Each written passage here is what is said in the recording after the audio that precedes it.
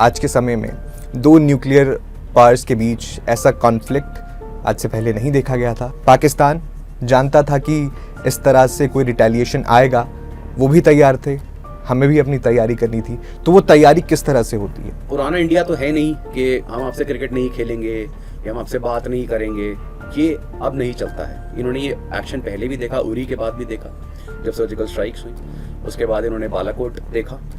लेकिन अब जब ये वाला पर्टिकुलर अटैक हुआ तो इस समय इट वाज, मैं बोलूँगा पूरी कंट्री का एक कंबाइंड एफर्ट यहाँ पे इन्वॉल्व था। ऑपरेशन सिंदूर से बहुत बड़ा अटैक हमने उन 15 दिनों में कर दिया था। तो this was more than a nuclear attack जो अपने कंट्री पे करा। पाकिस्तान नेवर एक्सपेक्टेड कि इस तरह का रिटेलिएशन होगा, इतना डीप रिटेलिएशन होगा। Pakistan was expecting again maybe a surgical strike, maybe some sort of action from the navy side, क्योंकि अभी तक नेवी यूज नहीं हुई थी। तो वो एक्सपेक्ट कर रहे थे कराची से कुछ आ सकता है, इसलिए उन्होंने अपनी नेवी भी ऑलरेडी मूव कर दी थी। Navy was not there, it was in Iran ports, छुपी हुई थी वहां जी। उनको लग रहा था एयरफोर्स से कुछ स्ट्राइक करेंगे, लेकिन ये नहीं एक्सपेक्टेड था कि इतनी डीप स्ट्राइक होंगी, इतनी पिन पॉइंट एक्यूरेसी के साथ होंगी, लीगल स्ट्राइक्स। जिनके पास काम नहीं है, जिनका काम ही नैरेटिव बिल्ड करना है। फौज तो बिल्ड होगी नहीं, कंट्री तो बिल्ड कर नहीं रहे, तो नैरेटिव ही बिल्ड कर दें, प्रोपेगेंडा ही बिल्ड कर दें, ठीक है। तो उनको पता है कि हम अपनी कंट्री को दे कुछ सकते नहीं। People are dying, so what, propaganda. तो क्या करो, पूरा का पूरा प्रोपेगेंडा इस तरह बिल्ड करो कि आपकी फौज ही सब कुछ कर रही है, दुनिया की सबसे ताकतवर फौज है, उसे कोई नहीं हरा सकता, ठीक है।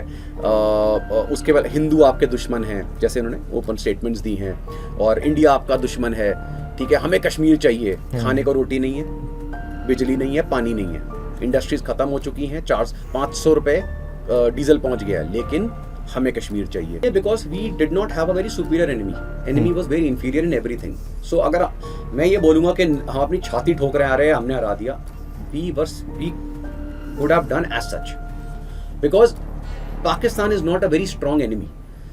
पहलगाम में हुए कायरतापूर्ण हमले को देशवासी नहीं भूले हैं, लेकिन उसके बाद जो हुआ वो पाकिस्तान भी नहीं भूला है, ऑपरेशन सिंदूर। आज हमारे साथ स्टूडियो में ऐसे शख्स मौजूद हैं जिन्होंने भारतीय वायुसेना में अपनी सेवा दी और आज डिफेंस एनालिसिस के जरिए युद्ध और उसके पीछे की रणनीति को समझाते हैं। मैं बात कर रहा हूं स्क्वाड्रन लीडर अक्षय चोपड़ा जी की।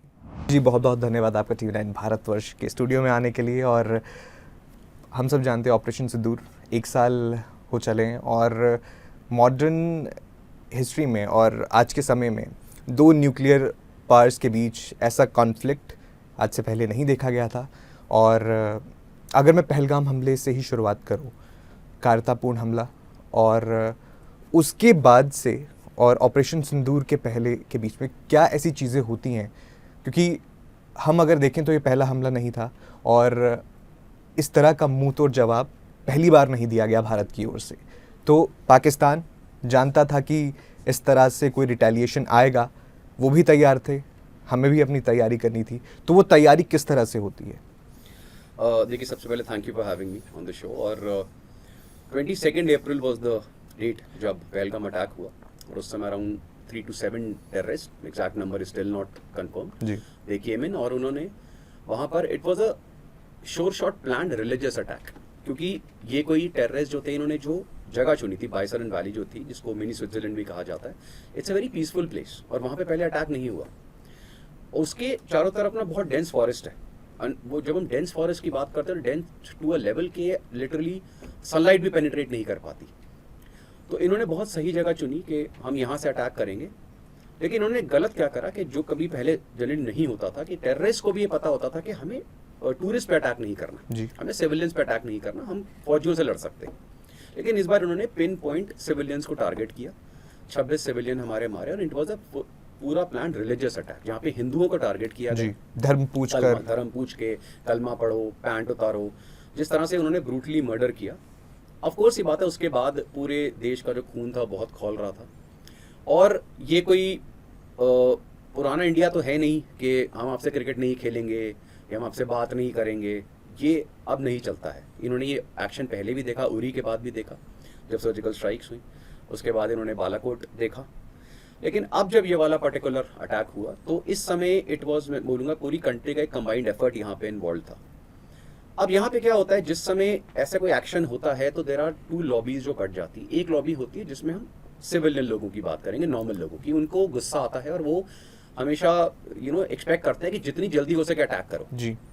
और हमने समय लिया जो हमेशा हम लेते हैं और वो समय इस बार बहुत इंपॉर्टेंट था क्योंकि जिस तरह की स्ट्राइक्स प्लान हो रही थी वो कोई छोटी स्ट्राइक नहीं थी, वो कोई नॉर्मल हमें पीओके में जाके बॉम्ब्स नहीं डिलीवर करने थे या कुछ प्रिसिशन स्ट्राइक्स नहीं करनी थी। It was a full fledged strike जो हमने प्लान करी थी। उसके लिए आपको मल्टीपल चैनल्स को हैंडल करना पड़ता है। करंट इकोनॉमिक सिचुएशन क्या है, हमारे वॉर रिजर्व्स कैसे हैं, हमारी फौज को किस तरह से तैयार रहना है जी। उसके अलावा डिप्लोमेटिक एफर्ट्स की हम बात करें, वर्ल्ड ओवर जो है इंटरनेशनल रिलेशंस को हैंडल करना, वो सारी चीज़ें जो थी वो चल रही थी इस दौरान। लेकिन सबसे बड़ी चीज़ जो शायद लोगों को अब रियलाइज़ हो रही है और उस समय भी था कि ऑपरेशन सिंदूर से बहुत बड़ा अटैक हमने उन 15 दिनों में कर दिया था और वो जो पर्टिकुलर अटैक था वो था इंडस वाटर ट्रीटी सस्पेंशन। हमने भूल गए कि 1960 में बनी हुई जो पर्टिकुलर ट्रीटी थी ये जब सस्पेंड हुई और आज भी ये सस्पेंडेड है इन अबेंस, तो इन अबेंस से एक प्लस पॉइंट ये हो जाता है कि इंडिया लीगली जो है इस चीज से अलग हो जाती है। लीगली आप उस पर कुछ नहीं कर सकते एक्शन, क्योंकि अभी हमने सस्पेंड करा है, टेम्पररी सस्पेंशन है। ऑलमोस्ट 25% पाकिस्तान की GDP depends on the water from these 6 reverse. और जब हमने ये सस्पेंड कर, आज भी आप देख रहे हैं कि किस तरह से आप गर्मियों में वहां पे क्या हालत हो रही है। क्रॉप्स तो बर्बाद हो ही गए हैं, लेकिन 20-20 घंटे के पावर कट्स और कंडीशन वर्स होती जा रही है। तो this was more than a nuclear attack जो अपने कंट्री पे करा। उसके बाद जब हमने 7 मई को जब पहला अटैक हुआ था, हमने फर्स्ट अटैक करा, तो हमारा उस अटैक के बाद भी फर्स्ट स्टेटमेंट यही थी कि हम आपकी मिलिट्री इंस्टॉलेशंस को टारगेट नहीं कर रहे हैं, हमारा एम है आपके टेररिस्ट नेटवर्क को डिस्ट्रॉय करना। बिल्कुल, नॉट टेररिस्ट बेस कैंप्स को हमने पिन पॉइंट एक्यूरेसी से हिट करा और उसमें मल्टीपल हमारे वेपन्स यूज हुए। तो काफी लोग कंफ्यूज रहते हैं, तो उसमें एक मोस्टली जो थे, of course we had surface to surface missiles, लेकिन mostly air to surface missiles जो यूज हुई हैं, जिसमें स्कैल्प आपका जो लॉन्ग रेंज क्रूज मिसाइल है अराउंड 300 किलोमीटर्स की, then you have the hammer weapons हैं, then BrahMos of course was used, and उसके साथ साथ फिर इवेंचुअली ड्रोन्स एंड हमारे डिफेंस सिस्टम्स केम इन जब नेक्स्ट राउंड ऑफ अटैक शुरू हुआ, व्हिच वाज थ्रू पाकिस्तान, क्योंकि हमने उनको बोला कि भाई ये रिटेलिएटरी नहीं है, बिल्कुल, अगर आप एस्केलेट करोगे वी आर रेडी। बिल्कुल, but this was one of the hardest blow to the terrorist infrastructure जो आज तक हमने दिया है। उसका रीजन ये था कि इन सारे दिनों में, ये जो बीच का टाइम था, इसमें यही असेसमेंट करी जाती है मल्टीपल सोर्सेज के थ्रू। आपके इंड सोर्सेज, आपके वहां पे भी एसेट्स हैं, दूसरी कंट्रीज में भी हैं, सैटेलाइट्स भी हैं, आपके पास पहले की भी इंटेलिजेंस होती है, तो बहुत सारे एसेट्स को मिलाकर उस पर्टिकुलर जगह का एग्जैक्ट लैट लॉन्ग क्या है, वहां पर किस तरह का इंफ्रास्ट्रक्चर अवेलेबल है और किस तरह के बॉम्ब्स वहां पे डिलीवर होंगे ताकि उसे डीपेनिट्रेट करा जा सके। तो उस तरह की प्लानिंग करी गई और पिन पॉइंट एक्यूरेसी का 100% टारगेट्स को हिट करा गया, जिसमें 100+ टेररिस्ट वर न्यूट्रलाइज्ड। बिल्कुल, ये ऑलमोस्ट कंफर्म्ड रिपोर्ट्स हैं। जी अक्षय जी, इसमें आपने इंटेलिजेंस की बात की, उस पॉइंट पर भी आऊँगा, लेकिन कहते हैं कि कमियों पर काम करना बहुत ज़रूरी हो जाता है। पहलगाम हमला इन द फर्स्ट प्लेस हुआ ही क्यों, एक साल बाद हम क्या कमियां देखते हैं और किस तरह से उन पर काम किया जा सकता है या क्या किया जा रहा है? ओके, देखिए क्या होता है कि जब हम इंटेलिजेंस की बात करते हैं तो आपकी intelligence, no country in the world can have 100% intelligence. कहीं ना कहीं उसमें फेलियर्स आते हैं, लूप होल्स होते हैं, और कोशिश ये करी जाती है कि वो लूप होल जल्दी जल्दी प्लग हो जाए। लेकिन क्या होता है, आप ये समझिए कि आपके नेबर्स कौन है। यू आर सराउंडेड बाय अ रोग नेशन। आपका नेबर एक रोग नेशन है जिसको अपनी डेवलपमेंट से या बाकी उससे कोई फर्क नहीं पड़ता। उसका एक सोल एम जो है वो कश्मीर है, चाहे खुद खत्म हो जाए, लेकिन उसका एक पर्टिकुलर एम है। बैंकरप्सी चाहे हो रखी हो, ठीक है, इंडस्ट्रीज जीरो हो, बहुत बुरी हालत हो चुकी है इकोनॉमिकली, और उनकी जो करंट जो इन्फ्लेशन रेट्स हैं, आप सब चीज़ों की हालत वहाँ देख रहे हैं, तो लेकिन उनका एम क्या है, मुझे कश्मीर लेना है। तो जब इस तरह का मिलिटराइज्ड माइंडसेट होता है, रोग माइंडसेट होता है, तो ऐसे लोग जो है ना वो हमेशा लूप होल ढूंढते रहते हैं, क्योंकि वो उनकी जॉब है। तो इस समय आप जितने भी कोशिश करें ना कहीं प्लग करने की अपने लूप होल्स को, कहीं ना कहीं एक छोटा सा गैप रह जाता है। क्योंकि जो इस बार भी देखिए, अपने जो अटैक हुआ पहलगाम पे, इस एरिया में कभी अटैक नहीं हुआ, टूरिस्ट पे कभी अटैक नहीं। बिल्कुल, this was a very cowardly attack. तो इसमें अब मैं ये भी नहीं बोलूंगा इंटेलिजेंस फेलियर था, क्योंकि वो एरिया में बहुत सारे टूरिस्ट जो हैं वो घूमते रहते थे और इतने डिकेड से कर रहे हैं। अब सडनली अगर कोई वहां अटैक करता है टूरिस्ट पे, तो ये हमारे इंटेलिजेंस के लिए भी हिट है कि ये they have now cross the line. तो वो लाइन इस बार क्रॉस करी गई। ऑफ कोर्स ये बात है कि इसके बाद इंटेलिजेंस ने अपना काम किया, एंड देन दे, क्योंकि इसके बाद जो 93 डेज तक ऑपरेशन महादेव चला, उसमें तो उनके 3 मेजर टेररिस्ट थे, जिब्रान, सुलेमान एंड हमजा। इन तीनों को फिर एलिमिनेट करा गया।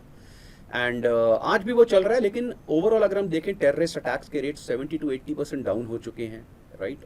Things are way much in control, specially after 2014 जब हमने एक स्ट्रॉन्ग रिटेलिएटरी एक्शन करना शुरू करा. ठीक है. पहलगाम का हमला हुआ, लोगों में भारी गुस्सा था और एक्शन की मांग हो रही थी, लेकिन एक्शन कहाँ किया जाए, उस चीज़ की इंटेलिजेंस आपने जिक्र किया कि मल्टीपल एसिड्स होते हैं, सबको कंबाइन करके पिन पॉइंट एक्यूरेसी के साथ अटैक किया जाता है, लेकिन किस तरह की इंटेलिजेंस का इस्तेमाल किया गया, कैसे वो जुटाई गई कि यहाँ कैंप्स हैं, यहाँ हमला किया जा सकता है, उसके बारे में बताइए. देखिए, ये इंटेलिजेंस ऑलरेडी सारी फोर्सेस के पास होती है, including Pakistani forces. Pakistan force को, उनकी आईएसआई को ये पता है कि हमारे बेसिस कहाँ हैं, ठीक है, हमारे किस तरह के शेल्टर्स यूज हैं, कौन कौन वहाँ पे ऑफिसर्स पोस्ट हो रहे हैं, पोस्ट आउट हो रहे हैं, वो सारी इन्फॉर्मेशन उनकी रहती है. उनके भी एसेट्स इस तरह हैं, इस तरफ होते हैं, मूवीज में भी हम देखते हैं, और सेम चीज़ हमारे साथ है. ये चीज़ हमें ऑलरेडी पता है कि पीओके में उनके कैंप्स कहाँ कहाँ पर हैं, उनके मेजर बेसिस कहाँ कहाँ पर हैं. और जब हेडक्वार्टर्स की बात करते हैं, it means going deep into Pakistan. तो इस बार हमने खाली कोई उनकी सर्जिकल स्ट्राइक कुछ किलोमीटर अंदर जाकर नहीं करी. इस बार we went deep into Pakistan, उनके प्रॉपर हेडक्वार्टर्स को डिस्ट्रॉय करा है. तो दिस वाज 1971 के बाद ये फर्स्ट टाइम हमने इतनी डीप स्ट्राइक करी. और ये डीप स्ट्राइक करनी ज़रूरी इसलिए भी हो गई क्योंकि पाकिस्तान को पता था रिटेलिएशन आएगा, तो उन्होंने वो कैंप्स मूव कर दिया अवे फ्रॉम द एलओसी. ऐसा नहीं, पाकिस्तान नेवर एक्सपेक्टेड कि इस तरह का रिटेलिएशन होगा, इतना डीप रिटेलिएशन होगा. Pakistan was expecting again maybe a surgical strike, maybe some sort of action from the navy side, क्योंकि अभी तक नेवी यूज नहीं हुई थी, तो वो एक्सपेक्ट कर रहे थे कराची से कुछ आ सकता है, इसलिए उन्होंने अपनी नेवी भी ऑलरेडी मूव कर दी थी. Navy was not there, it was in Iran ports, छुपी हुई थी वहां पे. उनको लग रहा था एयरफोर्स से कुछ स्ट्राइक करेंगे, लेकिन ये नहीं एक्सपेक्टेड था कि इतनी डीप स्ट्राइक होंगी, इतनी पिन पॉइंट एक्यूरेसी के साथ होंगी, लीगल स्ट्राइक्स. 100+ टेररिस्ट अगर आप 23 मिनट के अंदर खत्म कर दो, it is a big achievement.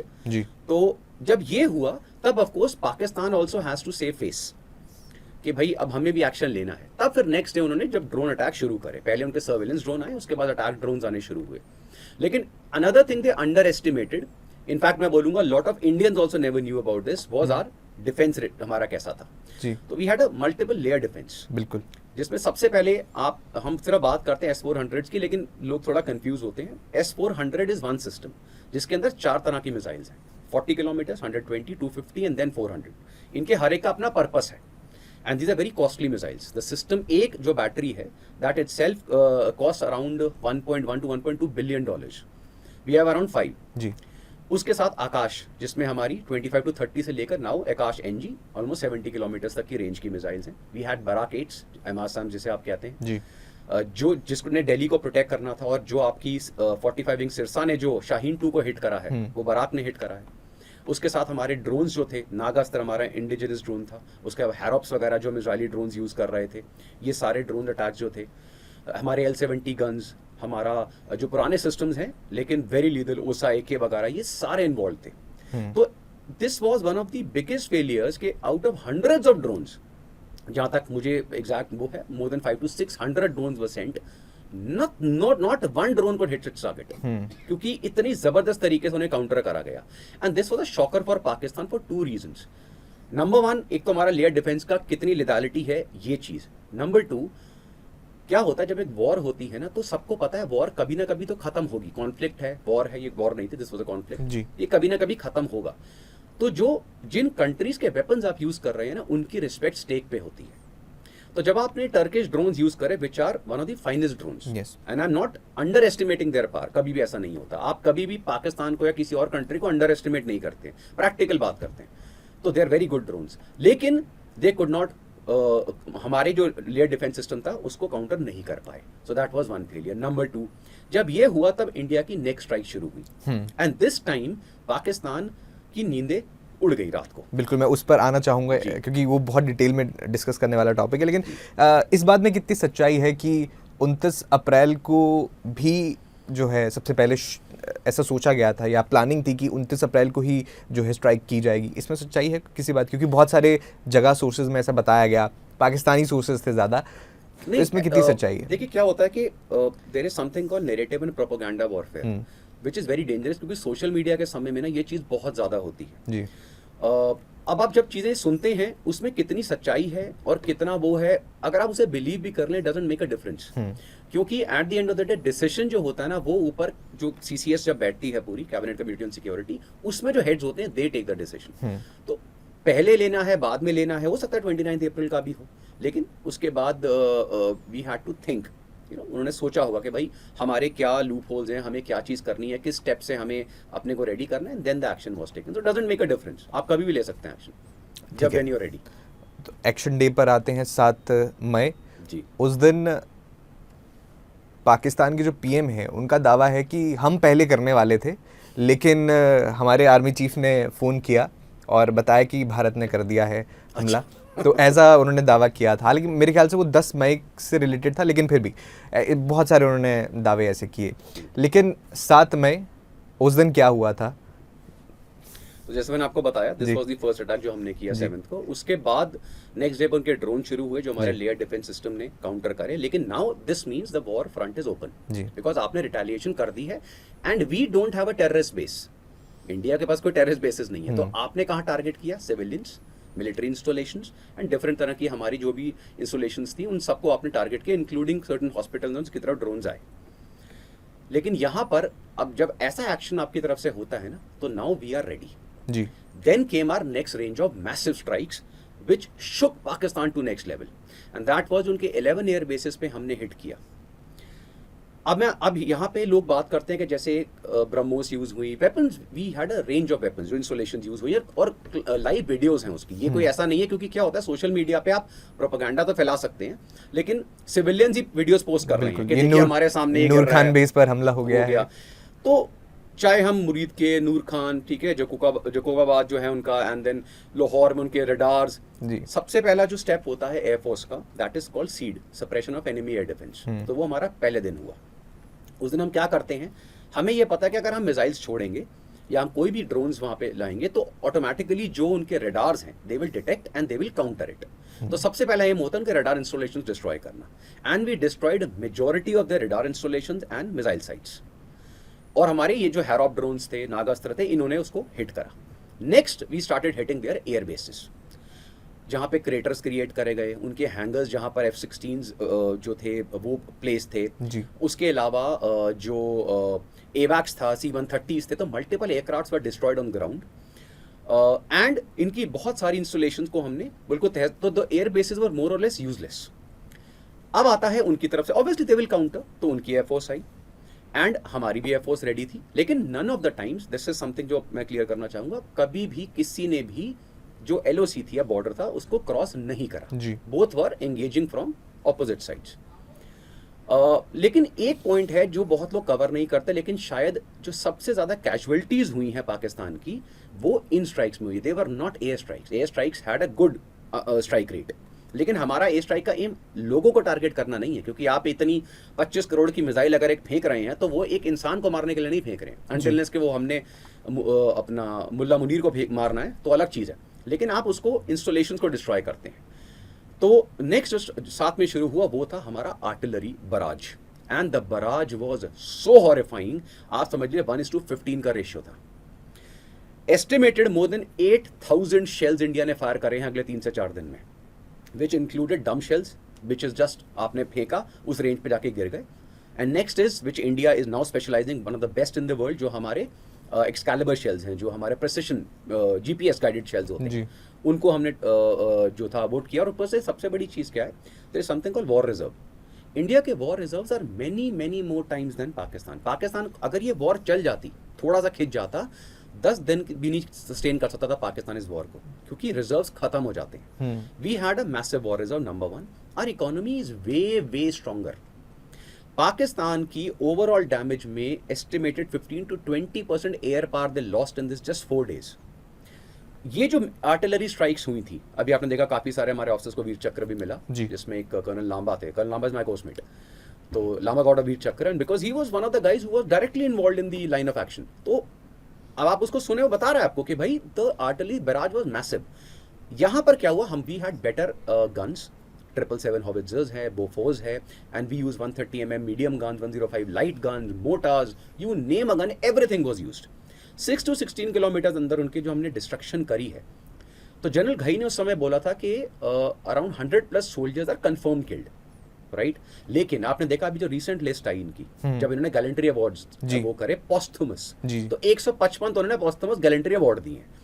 अगर इतनों को अवार्ड मिले हैं, इसका मतलब है कितने और ऐसे हैं जो मैं शहीद ही बोलूंगा, सोल्जर्स किसी भी कंट्री के वो शहीद हैं, वो भी शहीद हुआ तो कम से कम 200 से 300 का नंबर होगा। So the damage was huge economically, main, terrorist, infrastructure, aircrafts. अब एयरक्राफ्ट्स की जो कंफ्यूजन इनका फैला हुआ है, so there were number of aircraft destroyed on ground and everybody know AWACS है, C-130s है, F-16 हैंगर्स हिट करे हैं जहाँ वो हो रहे हैं, उनके ड्रोन्स पड़े हैं बड़े बड़े, they were hit, and then multiple strikes in the air which includes F-16s and JF-17 and the longest S-400 किल जो 300 किलोमीटर के रेंज पे उनके AWACS को हमने हिट करा जी। अब प्रॉब्लम आती है, देखिए क्या होता है, this is where propaganda warfare comes इन।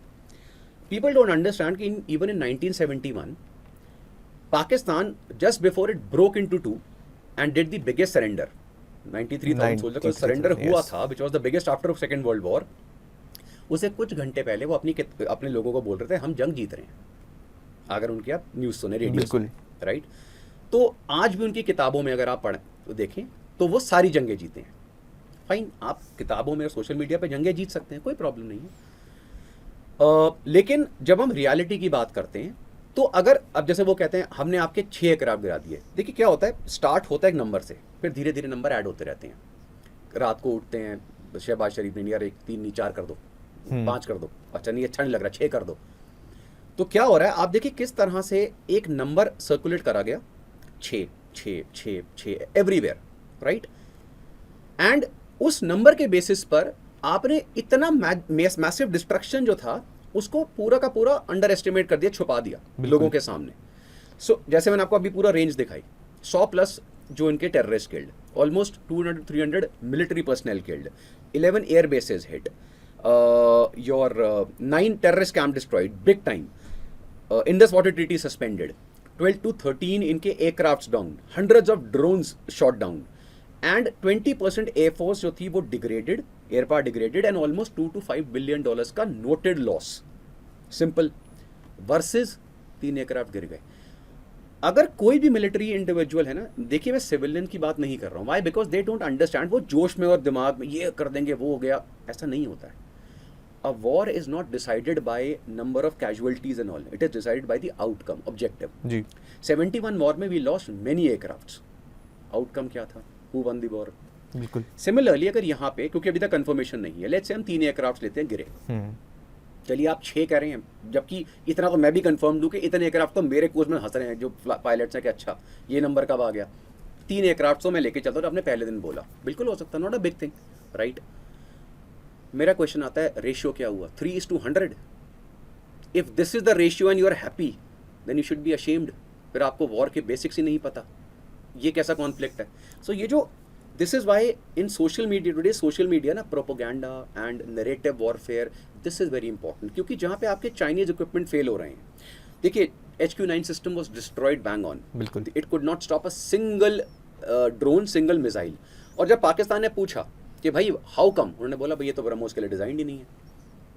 तो किसके लिए डिजाइंड है, जिसके लिए था आपने उसको भी नहीं रोक पाए, it was totally destroyed. We destroyed your stealth radars which is massive in cost. तो वी नीड टू अंडरस्टैंड के ओवरऑल डिस्ट्रक्शन ऑब्जेक्टिव हमारा क्या था, we achieved it flawlessly.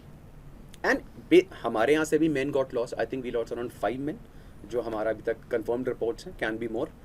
Civilian around 17 to 20 civilians की डेथ हुई है। सो ये जो सारे फैक्टर्स हैं ये हम कंसिडर करते हैं, क्योंकि जब कॉन्फ्लिक्ट शुरू होता है, इसीलिए जब लोग बोलते हैं ना नहीं खत्म नहीं करना, नहीं ऐसा नहीं है। The more prolonged it gets, more damage दोनों साइड से होता है। हमारे यहाँ भी जो सोल्जर्स थे वीरगति को प्राप्त हुए, जबकि नंबर बहुत ही छोटा था एज कम्पेयर टू पाकिस्तान, जिसका नंबर वॉज ह्यूज, जो शहीद हुए। मैं अगेन बोल रहा हूँ, सोल्जर्स के रिस्पेक्ट सोल्जर्स हैं, क्योंकि वो ऑर्डर्स पे लड़ रहे हैं। तो अगर वो उनकी डेथ हो रही है, वो वहाँ शहीद है, टेररिस्ट नहीं है, वो कुत्ते की मौत ही मरते हैं। They should be killed, simple. जैसे कैनन फॉडर कहते हैं, तो वो कैनन फॉडर है पाकिस्तान के लिए जी। बस एक चीज़ का थोड़ा सा जैसे मैं बोलूँगा, लोगों में एक रोष रहा कि हमारे target should have been towards their higher end, मतलब towards the generals and towards the their chiefs and all, वो टारगेट होना चाहिए था। जो खैर हमारे काफ़ी जो वो पता नहीं कहाँ से अननोन गनमैन भी हैं, वो कुछ ना कुछ कर रहे हैं वहाँ। तो बिल्कुल। Coming back to the aerial battle जिसका आपने जिक्र किया, जी जी। एज एन एक्स पायलट, जब इस तरह की सिचुएशन होती है, एरियल बैटल है और आपको पता है कि एनिमी आपके एंटिसिपेशन में है, बैठा हुआ है, उसे पता है कि कुछ ना कुछ तो होने वाला है, तो पायलट के मन में क्या चल रहा होता है उस टाइम पर? कुछ नहीं, पायलट के मन में उस टाइम सिर्फ अपनी पूरी ट्रेनिंग चल रही होती है। एंड देखिए क्या होता है, आप you don't prepare for battle the day battle happens, you prepare for battle for years together. जो आपकी इतनी ट्रेनिंग हुई है वो इसी हिसाब से होती है। किसी भी एयरफोर्स की, किसी भी विंग की, ट्रांसपोर्ट्स, हेलीकॉप्टर्स, फाइटर्स, उनके मल्टीपल रोल्स हैं। उन सारे रोल्स को इसी तरह डिफाइन करा जाता है कि कल को अगर वॉर होती है तो आपका जो एडवर्सरी है उसके पास एसेट्स क्या हैं, वो किस तरह की मिसाइल्स यूज़ करेगा। अगर हम फाइटर्स की बात करते हैं तो BVRs उनके पास कौन से हैं, शॉर्ट रेंज मिसाइल्स कौन सी हैं, मीडियम रेंज कौन सी हैं, कौन से एयरक्राफ्ट जो हैं वो कितनी रेंज में, किस स्पीड से आते हैं, उनके रेडार्स कितने केपेबल हैं, ये सारी चीज़ें ऑलरेडी असेस्ड होती हैं। तो इसी तरह जो स्ट्राइक पैकेज भी जाता है वो मल्टीपल एयरक्राफ्ट का जाता है। सो हमारा आई थिंक 200 से 400 एयरक्राफ्ट का स्ट्राइक पैकेज गया था, विच इज़ मैसिव। उसको देख के ही हालत ख़राब हो जाती है आधे लोगों की, ये क्या है। तो जब ये इतना बड़ा पैकेज बराज करता है तो सामने जो एनिमी होता है ना, देखिए, और सेकंड क्या है, एनिमी का साइज़ बहुत मैटर करता है। अब आप अगर हम चाइना से करें, we China will get the same amount of force and even more, लेकिन वो होगा नहीं, क्योंकि जनरली इन टुडेज वर्ल्ड ऐसी वॉर्स नहीं होती। लेकिन आप एक न्यूमेरिकली बहुत इन्फीरियर आर्मी से लड़ रहे हैं, जो हर चीज़ में आपसे इन्फीरियर है, तो उनका एक दिल में जो डर है वो तो उनका दिखता है, ओपन दिख रहा था। And that's why the war had to end, क्योंकि जब पता लग गया ऑब्जेक्टिव अचीव हो गए और वहाँ से कॉल्स आए, सबको पता है कि कैसे वॉर एंड हुई। तो एरियल बैटल में we are ready with that. लेकिन क्या होता है, मैं हमेशा ये बोला है कि कई बार एक कंट्री में ना जब बहुत ज़्यादा पीस हो जाए, ये डेंजरस होता है, specially in a country like India. आप ये एक्सपेक्ट कर सकते हैं ऑस्ट्रेलिया, न्यूजीलैंड से, जो आइसोलेटेड कंट्रीज़ हैं, कोई प्रॉब्लम नहीं है। लेकिन इंडिया जैसी कंट्री जो एनिमी से घिरी हुई है, बहुत ज़्यादा peace can be dangerous. Why? Because then आपकी जो फौज है, आपके जो लोग हैं ना, वो सॉफ्ट होने लगते हैं। सो क्या होता है, जब ये वॉर हुई तो पूरा देश हिला कि नो, आप जिस पड़ोसी को बहुत प्यारे समझ रहे थे, जैसी पिक्चरें बनती हैं ISI और रॉ के आपस में लव स्टोरी चल रही है, this is not how world works. ठीक है, क्योंकि जब सिविलियंस मरे, उनकी डेड बॉडीज़ लोगों ने देखी, तब लोगों को समझ में आया कि पहलगाम अटैक जब हुआ और जब ये सिंदूर शुरू हुआ, तब उनको समझ में आया कि नहीं, चंडीगढ़ के ऊपर से ड्रोन्स दिख रहे हैं, ठीक है, आपको जम्मू के ऊपर ड्रोन, लोगों को वो डर लगने लगा। वो डर ज़रूरी था to a level to wake you up, कि देखो आपकी फ़ौज जो है ये आपको बचा रही है। तो फौज की इंपॉर्टेंस नंबर 1। सेकंड इज़, सबसे इंपॉर्टेंट होता है कि जब ऐसी कोई भी कॉन्फ्लिक्ट होता है, किसी भी जो आपकी फ़ौज होगी, डिफरेंट उनको पता लग जाता है कि उनके लूप होल्स क्या हैं, उनकी कमियां क्या हैं। क्या हमारी जो BVR मिसाइल्स हैं उनमें कोई कमी है, क्या हमारे एयरक्राफ्ट रडार्स में प्रॉब्लम्स हैं, क्या हमारे पास मिसाइल एसेट्स की कमी है, वो सारी चीज़ें फिर आप बाद में असेस करते हैं, फिर उनको फिल करा जाता है। और जो चीज़ें आपकी बेस्ट परफॉर्म करी हैं, आप उनको और बढ़ाते हैं। तो the moment this thing happened, हमने S-400 के मल्टीपल ऑर्डर्स दिए, we are going to get almost 10 batteries now different जगहों पे। आकाश के वो आ गए, वर्ल्ड ओवर से आकाश और ब्रह्मोस के ऑर्डर्स आने शुरू हो गए। On the other hand, Chinese equipment की हालत सबको पता है, और everything went down, share markets went down with in 2 days of starting operation Sindoor. Chinese जो स्टॉक मार्केट वेंट डाउन। ये क्यों हुआ? बिकॉज आप नैरेटिव सोशल मीडिया पे आपस में तो बिल्ड कर सकते हैं कुछ भी, लेकिन इंटरनेशनल जो है ना लोग, उनको अब सारी इनसाइड स्टोरी पता होती है। तो इसलिए एम ये रहता है कि जब भी कोई कॉन्फ्लिक्ट हो, जब ऐसा होता है, तो पूरी कंट्रीज भी कोशिश करती हैं जिनके वेपन्स यूज़ हो रहे हैं कि वो भी उस नैरेटिव का हिस्सा बने। तो चाइना ने भी पूरी कोशिश करी कि नहीं हमने ये डिस्ट्रॉय कर दिया, हमने ये कुछ नहीं, लेकिन ultimately the truth came out, because Indian forces की जब मीटिंग्स हुई, जब हमारी मीडिया प्रेजेंटेशंस हुई, we give pin point photographs. हमने सोशल मीडिया पे नहीं दिखाया कि देखो सोशल मीडिया पे वो, खैर ये that's a different story, but we showed pin point photographs कि ये आपकी डिस्ट्रक्शंस हैं, ये आपके वो हैं, और धीरे धीरे हमने बोला था कि ये और निकल कर आते जाएंगे, and we kept on giving you the information. Narrative की ही बात करूँ, पिछली बार जब सर्जिकल स्ट्राइक हुई थी, फिर बाद में एयर स्ट्राइक हुई, उनके उस दौरान के नैरेटिव के कंपैरिजन में इस बार कह सकते हैं कि इंडिया ने नैरेटिव में भी अपर हैंड जो है अचीव किया? टू एन एक्सटेंट येस, लेकिन मैं फिर भी बोलूँगा we need to really build up on this, क्योंकि जिनके पास काम नहीं है, जिनका काम ही नैरेटिव बिल्ड करना है, फौज तो बिल्ड होगी नहीं, कंट्री तो बिल्ड कर नहीं रहे, तो नैरेटिव ही बिल्ड कर दें, प्रोपोगंडा ही बिल्ड कर दें, ठीक है। तो उनको पता है कि हम अपनी कंट्री को दे कुछ सकते नहीं, people are dying, so what, propaganda, तो क्या करो, पूरा का पूरा प्रोपेगेंडा इस तरह बिल्ड करो कि आपकी फौज ही सब कुछ कर रही है, दुनिया की सबसे ताकतवर फौज है, उसे कोई नहीं हरा सकता, ठीक है।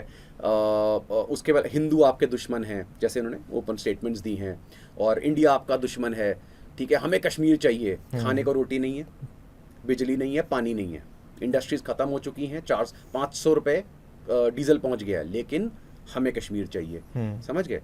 तो ये सारा ये क्यों बिल्ड करा जाता है नैरेटिव, ताकि लोग जो है ना उनके साइड रहें, इलेक्शन में वोट मिलते रहें और उनको सपोर्ट, मॉरल सपोर्ट मिलती रहे। तो कहीं ना कहीं ये ज़रूरी होता है। तो ये जो पूरा प्रोपेगेंडा भी था, ये जो पूरा कंसेप्ट भी स्टार्ट किया गया था, ये भी मुनीर का जो स्टार्ट करा, वो क्यों करा, because he wanted an extension. भाई उसको था कि मैं फील्ड मार्शल बनूं, जो उनके सबका सपना होता है, राइट, और वो बन गया। Have you ever heard in fact ये तो पाकिस्तानी लोग माइक पे क्वेश्चन उठा रहे हैं कि यार कभी हारी हुई वॉर का जनरल भी फील्ड मार्शल बना है, लेकिन पाकिस्तान में बन सकता है, because the army controls everything. Pakistan army की ही बात करें तो उनका रफाल से इतना ऑब्सेशन क्यों है? देखिए, जब Su-30 थे तब Su-30 से ऑब्सेशन था, अब रफाल्स आ गए हैं तो उससे ऑब्सेशन है, कल को आपके Su-57 आते हैं, या आप अपना 5th जनरेशन फाइटर लाते हैं, या आप तेजस मार्क 2 लाएंगे, तो ये उनसे ऑब्सेस्ड हो जाएंगे। ये होता है कि भाई आपको ये दिखाना होता है कि देखिए हमने इनका बेस्ट फाइटर गिरा दिया, राइट, और वो आप जब बताएंगे तो आप कैसे गिराया, देखिए हमने चाइनीज़ मिसाइल यूज़ करी, हमने अपना ये वाला, तो क्या होगा, हमारा JF-17 बेटर है।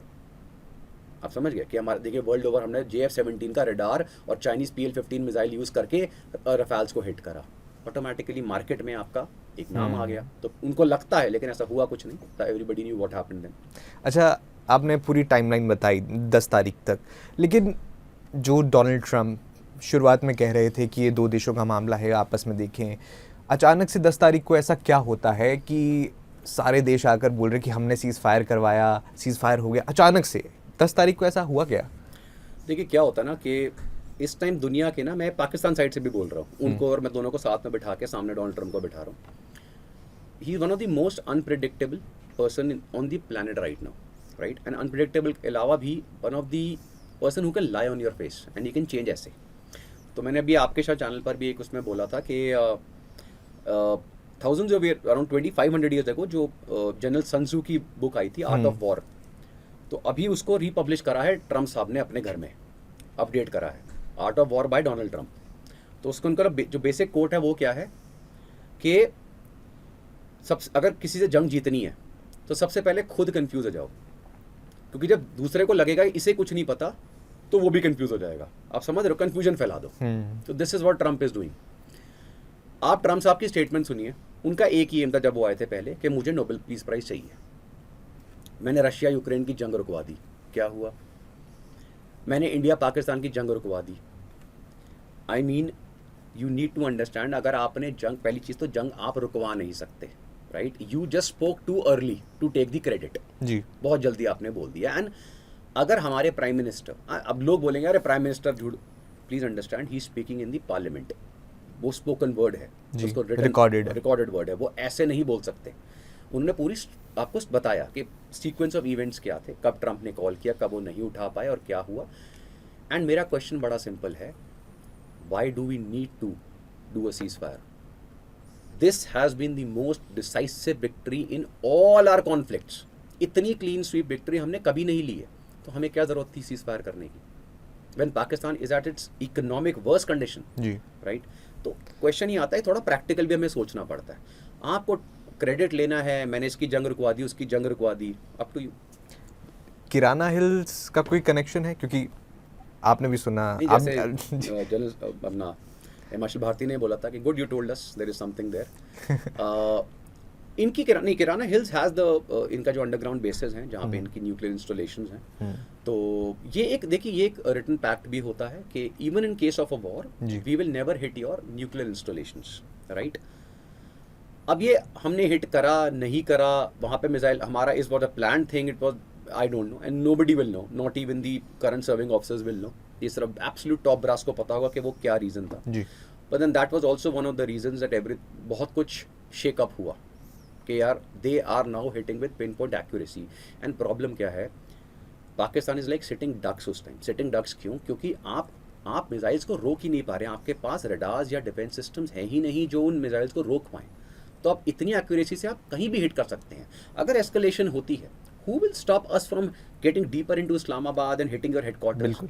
Because अगर escalation होती है तो फिर प्रॉब्लम क्या होती है, फिर civilian casualties बढ़ती है, ना चाहते हुए भी बढ़ती है, which India will never let it happen, right? Thankfully ceasefire happened, though nobody was happy India में बात करूं, लेकिन अगेन जैसे मैंने बताया हैप्पीनेस में और प्रैक्टिकलिटी में बहुत फ़र्क होता है।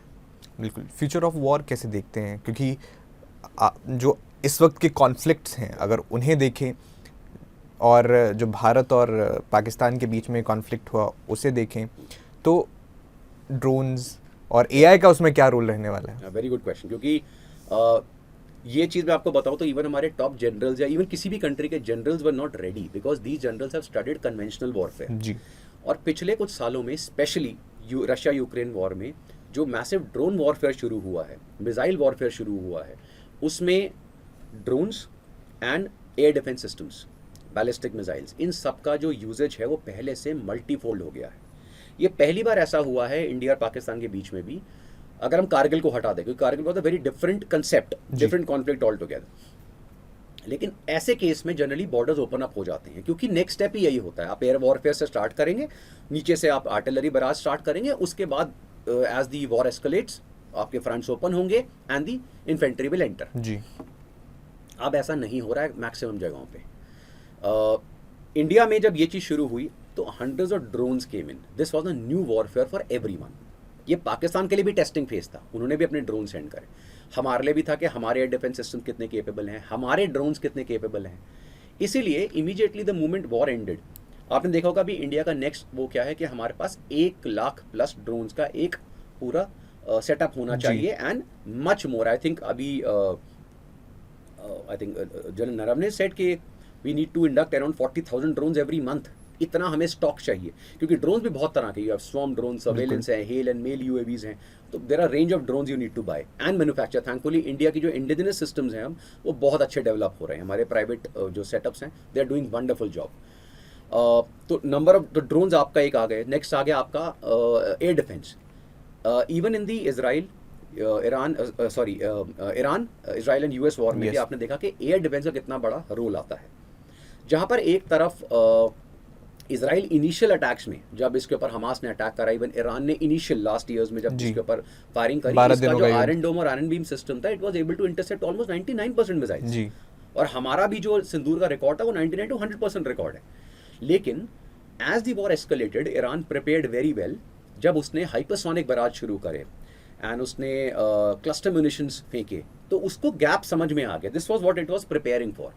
तो आप देखें अब उसकी एफिशिएंसी कितनी कम हो गई, मैसिव डिस्ट्रक्शन हुई इजराइल में, बिल्कुल राइट। इसलिए यूएस बेसिस में भी इस तरह की डिस्ट्रक्शन की खबरें थी। तो एक तो आपको डिफेंस सिस्टम्स चाहिए, ऊपर से आपको स्टॉक पाइल बहुत चाहिए कि आप उसको सस्टेन कर पाएं। जो मोज़ेक डॉक्ट्रिन अब इजराइल प्लान कर रहा है, जो नेतन्याहू ने बोला कि भाई हमें $110 बिलियन इन्वेस्ट करने हैं अगले 10 सालों में to make everything indigenous, US से डिपेंडेंसी हटानी है, क्योंकि हो सकता है हम जिंदगी भर एक छोटे से कॉन्फ्लिक्ट में कहीं ना कहीं एंगेज रहे, तो हमेशा 24 घंटे वॉर के लिए रेडी रहना चाहिए। और ये हम देख रहे हैं कि अगर वॉर प्रोलॉन्ग होती है, इकोनॉमिक्स, मनी एंड आपके वॉर रिजर्व्स ये बहुत मैटर करते हैं। तो this is how we are preparing, the entire concept of warfare has changed. Missiles and drones will mostly decide the outcome of a war, क्योंकि अगर आपने ये चीज़ें कॉन्कर कर ली तो फिर आपकी जब बूट्स ऑन ग्राउंड होंगे तो फिर it will be a much easier step for them to move on. बिल्कुल। और जिस तरह से आपने बोला एक स्ट्रेटेजिक शिफ्ट भी आ जाती है हर युद्ध के बाद, चाहे जितने भी युद्ध हों अभी तक। लेकिन इंडियन एयरफोर्स जब भी बात होती है, एयरक्राफ्ट्स की कमी की बात होती है और कौन सा एयरक्राफ्ट इंडक्ट किया जाए, डिफेंस एनालिस्ट उस पर भी बहुत चर्चा करते हैं। आप इसमें क्या गैप देखते हैं और कैसे उसे दूर किया जा रहा है? आपने ड्रोन्स की बात की, लेकिन एयरक्राफ्ट नेक्स्ट कौन सा हो सकता है इंडिया का? ओके, सो इसमें तो कोई दोष राय नहीं है कि we are having a massive shortfall of aircraft. तो जब हम एयरक्राफ्ट की बात करते हैं, ट्रांसपोर्ट में things are getting better, C295 coming in and maybe जो नेक्स्ट मीडियम रेंज एयरक्राफ्ट है उसके ऊपर अभी बात चल रही है कि कौन सा आएगा, but what ever comes in, एक तो हमारी स्पीड बहुत स्लो है, that is one big problem कि हम अगर डिसाइड भी करते हैं अगले 5-7 साल लगते हैं टू गेट इंडक्शन करने में, तो उस प्रोसेस को बहुत फास्ट करना पड़ेगा। चॉपर्स को हमने रिप्लेस करना है, चीता चेतक की जो डिकेज ओल्ड फ्लीट है, विंटेज फ्लीट, उसे खत्म करना है, we need to get in the all the choppers now. लेकिन सबसे बड़ी जो कमी होती है वो है फ्रंट लाइन फाइटर्स की। We are only left with 28 squadron, जिसमें से जो मैक्सिमम स्क्वाड्रन हैं they are old squadron. MiG-21 को हटाते ही आपके जो पुराने हैं, जैगुआर्स हैं, MiG-29s, even Mirages, Mirage. they are all old aircrafts now. एक टाइम आएगा आपके Su-30s भी आप अपग्रेड तो कर लेंगे, लेकिन there is a limit how much जी। You can upgrade. तो ये सारे सिस्टम्स को हमें निकालना बहुत ज़्यादा ज़रूरी हो गया और हमें बहुत जल्दी अपग्रेडेशन चाहिए. अब इसको फिल करने के लिए आपको जो हमारी MMRCA डील है जिसमें हमने रफाल्स को फाइनलाइज करा, वहाँ पे भी बोन ऑफ कंटेंशन अभी अटकी पड़ी है कि भाई अगर आप सोर्स कोड्स देंगे तो हम एटलीस्ट आगे बढ़ेंगे, नहीं देंगे तो you may have to scrap the deal. Question आता है if you scrap the deal who will fill the gap, ये और कितनी जल्दी, क्योंकि जी। तेजस तो आपका अटका पड़ा है बिल्कुल. भाई. 404 इंजन आ ही नहीं रहे हैं और पहले उन्होंने बहाने बनाए बाइडन साहब ने, थोड़े बहुत इंजन ट्रम्प साहब ने भेजे और उसके बाद वॉर शुरू हो गई. तो अब ये बहाना है कि अब वॉर के चक्कर में नहीं आ रहे. जी. एंड दी थोड़ा सा मैं बोलूँगा कंसर्निंग पार्ट, लेकिन शायद ना हो, कि हमारे तेजस मार्क 2 एंड AMCA मार्क 1 उसमें भी 414 इंजन ही GE के लगने हैं. वो ऑलरेडी डील हो चुकी है. तो अगर इसी तरह से हमारा सप्लाई रेट रहा तो कब हम तेजस को इंडक्ट करेंगे? ऑलरेडी इतना डिले हो चुका है वो एयरक्राफ्ट.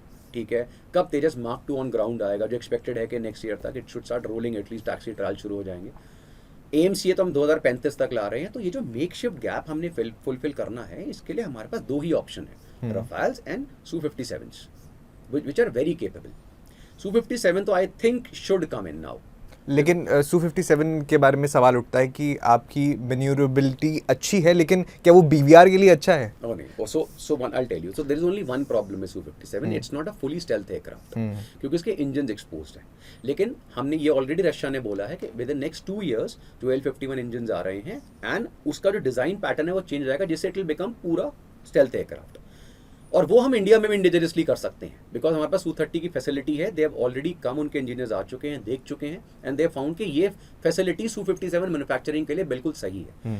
प्लस दी स्ट्राइक पैकेज, जब आप एक एयरक्राफ्ट लेते हैं, पहली चीज़ तो इस टाइम दुनिया में सिर्फ 2 ही स्टेल्थ एयरक्राफ्ट हैं. 3 बोलूंगा, J-20 अगर मैं चाइना का मिला लूँ, otherwise F-35 and Su-57. Su-57 में जो एक कमी है वो नेक्स्ट 1-2 साल में कंप्लीट हो जाएगी. और आपका AMCA आना है 2035 में, वो भी आप बोल रहे हैं. इंडियंस के डिले की आप आदत जानते हैं हमारी कंपनीज की. तो उस गैप को फुलफिल करने के लिए जो आपका Su-57 है, you need to immediately procure एक बेसिक अमाउंट, और उसके साथ साथ बाकी manufacturing start with new engines जो फुली स्टेल्थ होंगे. प्लस आपको सोर्स कोड्स वो दे रहा है, आपको R-37 जैसी और जो उसकी हाइपरसोनिक मिसाइल्स हैं, ठीक है, वो दे रहा है. उसके साथ उन्होंने जो ड्रोन कपलिंग जो करी है, I am forgetting the name of that drone which they have, जो कपल करके it goes with the fighter, उसका पैकेज वो आपको ऑफर कर रहा है. It is offering you everything, क्योंकि उसको भी पता है कि आने वाले समय में रशिया में जो कंडीशन है, ठीक है, उसमें हम उस स्पीड से मैन्युफैक्चर भी नहीं कर सकते, हमें इंडिया में मैन्युफैक्चर करना पड़ेगा. इवन फ्रांस नोज दिस कि रफाल्स को भी हम फ्रांस में इतनी जल्दी मैन्युफैक्चर नहीं कर सकते जितना इंडिया में कर सकते हैं. So everybody wants to come to India. Please make use of it. अपनी फोर्सेस की कमियों को जल्दी पूरा करो. वर्ड आता है जल्दी. We have to hurry up, क्योंकि आप उसको, आपने एयरक्राफ्ट इंडक्ट करना इज नॉट द स्टेप, वो पहला स्टेप है जिसमें आपको सालों लग रहे हैं पेपर वर्क में. उसके बाद pilots have to train on them, which will take another years for them to master that machine. तभी आप उस एयरक्राफ्ट को फ्लाई कर पाते हैं, राइट. तो इसलिए I think it is high time से भी अब तो क्रॉस हो चुकी है लिमिट के we really need to fill that gap. जो 28 से we need almost 50 squadrons now, क्योंकि अब डबल फ्रंट वॉर की अगर हम बात कर रहे हैं 2 फ्रंट की, तो आपको चाहिए. फ्यूचर ऑफ वॉर पर मेरा लास्ट क्वेश्चन आपसे ये रहेगा, क्योंकि देखिए AI की बहुत बात होती है और चीन के जो प्रोपागेंडा वीडियोस आते हैं उसमें रोबो डॉग दिखता है आपको एक सोल्जर के साथ कॉम्बैट जोन में. तो उस AI फ्यूचर के लिए इंडिया किस तरह से तैयार हो रहा है? देखिए, कई बार क्या होता है, हमें एक ना प्रैक्टिकल अप्रोच लेनी पड़ती है कि हम पॉडकास्ट पे टीवी पे बैठकर ये बोलें कि नहीं हम देख लेंगे, ऐसा नहीं है. China is way ahead in lot of things. बिल्कुल. अगर हम मैन्युफैक्चरिंग की बात करें, people who are in China and even the reports say they're at least 75 years ahead of us in terms of manufacturing. Go to China, it's a beautiful country. Development is to next level. Americans भी क्या होंगे यार, एक बार China जाके development देखो आप cities में, right. This shows everything. Second, Pakistan के जो सिस्टम्स फेल हो रहे हैं, Chinese systems, this does not indicate कि चाइनीज सिस्टम्स खराब हैं. China is very smart in giving you 3rd grade weapons. बिल्कुल. Understand this. उसके अपने वेपन वो ऐसे यूज़ नहीं करेगा. मैं ये नहीं कह रहा कि वो बहुत ही अच्छे होंगे, सुपीरियर, ऐसा कोई प्रूफ नहीं है, because China is really not fought a conflict अभी तक कभी भी. लेकिन उनका जो नंबर की सुपीरियरिटी है ना, दैट इज मैसिव. 2035 तक they are expected to have more than 1000 only J-20 stealth fighters. अब आप सोच के देखिए 1000 सिर्फ 5th जनरेशन फाइटर्स जी। तो जब इतनी न्यूमेरिकल सुपीरियरिटी से कोई आपके पर अटैक करता है ना, तो अगेन दैट्स अनदर एडवांटेज। तो दे आर, अभी उन्होंने देखा, अभी मैराथन की भी वीडियो आई थी जहां पर रोबोट्स भाग रहे हैं, that's not an AI video, that's a real video. They are ahead of us, we need to accept it. और इसलिए हमारा, कितनी बार लोगों ने बोला, इंडियंस थैंकफुली अब कर रहे हैं कि हमारा कंपटीशन इज नॉट पाकिस्तान, हमारा focus is not Pakistan, it is not even, मतलब वो कोई लेवल ही नहीं है, ठीक है, वो थर्ड वर्ल्ड कंट्री से भी नीचे जा चुकी है। Your competition is China, and अगर आप उससे कंपेयर करते हो, राइट, आप ट्रेड कर रहे हो, सब कुछ बहुत अच्छा है, वॉर नहीं होगी इंडिया चाइना में, पॉसिबिलिटी नहीं है, बहुत सारे रीजन है उसके पीछे क्यों नहीं होगी, लेकिन अगर आप उससे ट्रेड कर रहे हो, कम से कम उसको ऑब्जर्व तो करो वो कैसे प्रोग्रेस कर रहा है। तो वो प्रोग्रेस जो है ना, वो मैन्युफैक्चरिंग कैपेबिलिटी, वो इंडिजिनस डिफेंस सिस्टम्स, वो इंडिया में आने बहुत ज़रूरी है। Thankfully, from 2013-14, when the defense export was around 2,400 crores, it has gone to almost 30,000 crores plus. I think 35,000 हो गया, जी। which is a biggest jump in Indian history. But we have a long way to go अगर हम China से compare करें, and we cannot lag behind. क्योंकि हम अभी भी देख रहे हैं, अगर छोटा सा कॉन्फ्लिक्ट होता है तो डिस्ट्रक्शन बहुत ज़बरदस्त होती है, कहीं भी आप देख रहे हैं, तो we should be ready on all fronts now. Okay, last question, coming back to operation Sindoor, as a defence analyst, आपने हम सब जानते हैं, हमने सबने पढ़ा देखा किस तरह से भारत ने जो है अपर हैंड अचीव किया, लेकिन कुछ कमी भी देखी आपने ऑपरेशन सिंदूर में जिस पर काम किया गया या किया जाना चाहिए? सो नहीं, कमी ऑपरेशन सिंदूर में इसलिए नहीं है because we did not have a very superior enemy was very inferior in everything. So अगर मैं ये बोलूँगा कि हम अपनी छाती ठोक रहे आ रहे हैं, हमने हरा दिया, we would have done as such, because Pakistan is not a very strong enemy. हाँ, लेकिन उसको हम उससे तो सीख लेंगे, लेकिन हमारी सीख होनी चाहिए जो मल्टीपल कॉन्फ्लिक्ट्स चल रहे हैं, रशिया यूक्रेन हुआ, ईरान इजराइल वॉर हुआ, इससे हमें सीख लेनी है। तो अब हमें जो अपने गैप्स हैं, जैसे वी हैव टू बिल्ड, जैसे मैंने बताया, मैसिव आर्सेनल ऑफ यूएवीज, हमारे डिफेंस सिस्टम्स, स्पेशली हर रेंज के मल्टीपल डिफेंस सिस्टम, हमारा जो प्रोटेक्ट कुशा अब आ रहा है, which will be replacing S-400 eventually, वो हुआ। हमारी नेवल पावर को स्ट्रेंथन करना, जो थैंकफुली अब बढ़ रहा है, प्रोजेक्ट 75 आए, कब से अटका पड़ा है, उसको साइन करो यार, जल्दी लाओ सब मरीन। तो डिलेज बहुत है, लेकिन we need more aircraft carriers. INS Vishal की जो बात चल रही है, it has to start manufacturing now, you can not keep it on paper, right. तो BVRs का बहुत बड़ा एक हमारा गैप है, राइट। अब थैंकफुली R-37 की डील्स हमने करी हैं, अगर आई थिंक हो गई हैं वो डील, तो वो आ रही है। लेकिन आपका जो अस्त्रा मार्क 1, 2, 3 है, ठीक है, मैवरिक जो मिसाइल्स हैं, और बाकी जो आपकी रफाल्स के जो आर्सेनल है पूरा, आपने उसको यूज़ नहीं करा है। You should be equipped with all these equipment. उसके साथ साथ आप आर्मी में आते हैं, you have to now have a base gun of 155 mm। तो आपको जो नंबर ऑफ गन्स चाहिए वो 1500 से 2000 गन्स चाहिए। आपको अपने टैंक्स को अपग्रेड करना है, राइट। आपने अपने एयरक्राफ्ट की कमी पूरी करनी है, सारे एयरक्राफ्ट की, नेवल शिप्स को, डिस्ट्रॉयर्स को, submarines, nuclear submarines. Again comparison with China जी, if you compare there you will have to do a lot of work. बिल्कुल। और कुछ हमारे दर्शकों के लिए, बहुत सारे यंग अगर जो दर्शक हैं हमारे, जो डिफेंस फोर्सेस ज्वाइन करना चाहते हैं, उनके लिए आपकी सलाह क्या रहेगी? स्टडी वेल क्योंकि एक होता है कि जोश से एग्ज़ाम पास नहीं होते। फर्स्टली मैं हमेशा बोलता हूँ, कोई भी कॉम्पिटिटिव एग्ज़ाम दें तो यंगस्टर्स के लिए मैं हमेशा एक सलाह देता हूँ कि everything except your goal is a distraction. अगर आपका एम कोई भी एग्ज़ाम पास करना है, चाहे आप डिफेंस में जाते हैं, कोई भी, सब कुछ त्यागना पड़ेगा। एंड व्हेन आई मीन सब कुछ, तो अब ये अब क्वेश्चन आएगा, क्या मैं मूवी भी ना देखूँ, क्या मैं दोस्तों के साथ घूमने भी ना जाऊँ? हाँ, मत जाओ, क्योंकि एग्ज़ाम क्लियर करने से ऊपर आपकी पूरे करियर के लिए कुछ भी इंपॉर्टेंट नहीं है। एक बार आपने वो स्टेप क्लियर कर लिया, फिर बहुत मूवीज़ है देखने के लिए, राइट। सेकेंड इज़ कि of course preparation is one thing, and I mean ये बोलूँगा, प्लीज़ टेक गाइडेंस। अगर आपको लगता है कि आप नहीं कर पा रहे हैं तो फन्ने खा मत बनिए, बहुत सारी चीज़ें हैं उसमें समझने वाली। There are lot of great officers जो आपको पढ़ा रहे हैं वहाँ पे, उनसे हेल्प लीजिए। सो बस बी रेडी। इसी से जुड़ा एक सवाल है, क्योंकि आपने बात की सब कुछ छोड़ दो, आपकी भी स्टोरी कुछ ऐसी है कि स्कूल का एक शरारती बच्चा NDA में कैसे पहुंचा? सो अगेन यही था कि मैं स्पोर्ट्स में बहुत अच्छा था, मैं स्टडीज़ में पैथेटिक था। और पैथेटिक इसलिए नहीं था कि मेरे को पढ़ना अच्छा लगता नहीं था, मतलब anything was forced on me, मैं वो नहीं कर पाता था। लेकिन मेरी एक हैबिट थी रीडिंग की, विच वॉज एक्सटेंसिव, जो आज भी है। आज भी मेरे घर में मेरी अपनी लाइब्रेरी है। तो I to read a lot of books. तो एनडीए में thankfully what mattered more in the exams SSBN was of course the basic preparation जो मैंने करी, एंड SSB में जो बाकी आपके ट्रेट्स होते हैं पर्सनालिटी के, वो ज़्यादा मैटर करते हैं, उन्होंने वो देखे. लेकिन मुझे याद है जब मैं एनडीए की तैयारी कर रहा था, आई थिंक उससे ज़्यादा फोकस शायद मैं कभी नहीं हुआ लाइफ में जितना फोकस मैं उस समय था. I was like a horse जहाँ पे सब कुछ बांध के, इट वॉज जस्ट एनडीए. बहुत बहुत धन्यवाद अक्षय चोपड़ा जी आपका आज हमारे साथ जुड़ने के लिए, और दर्शकों को कुछ बहुत सारी जानकारी उन्होंने, वैसे इंटरनेट से भी हैं हमारे दर्शक, लेकिन बहुत सारी चीज़ें होती हैं जो नहीं पता होती, और क्लैरिटी बहुत ज़रूरी है, तो वो क्लियर करने के लिए तो अगेन बहुत बहुत धन्यवाद आपका हमारे साथ. Thank you. आपने सुना अक्षय चोपड़ा जी को, और आपका कोई सवाल है, कोई आपका कोई विचार है, तो वो आप ज़रूर बताइएगा, और बाकी खबरों के लिए देखते रहिए TV9 भारतवर्ष.